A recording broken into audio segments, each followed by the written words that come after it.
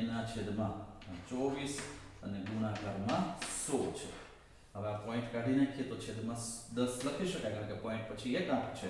એટલે હું આને આમ લખું છું 200 વત્તા 142 એના છેદમાં પોઈન્ટ કાઢી નાખ્યો એના 10 ગુણાકારમાં 24 રહેલા છે તે 24 એના ગુણાકારમાં 100.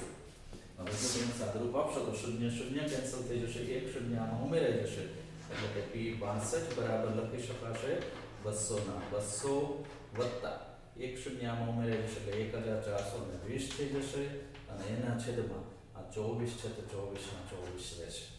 તમે 24 વડે ભાગાકાર કરી દો તો પણ ચાલે, તમારી પાસે કેલ્ક્યુલેટર હોય, ન હોય તો આવું સાદુરૂપ આપી શકો, અને 12 વડે ભાગાકાર કરીએ તોય ચાલે. આપણે 2 વડે ભાગી દઈએ છીએ એટલે 2 સત્તા 14, 2 એકા 2 શૂન્ય, અને એના છેદમાં 2 ને 24 વડે ભાગ્યા એટલે 12, એટલે કે 710 એના છેદમાં 12 એવું આવે.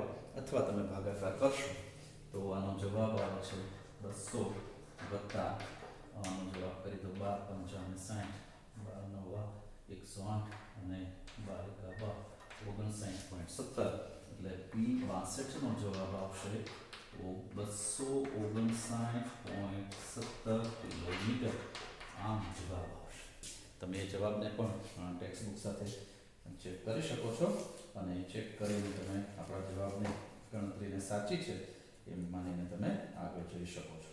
તો આ રીતે મિત્રો, આ રીતે તમે દશાંશક, શતાંશક અથવા તો ચતુર્થકો કે મધ્યસ્થની ગણતરી કરી શકો છો, અને એનું અર્થઘટન પણ કરી શકો છો.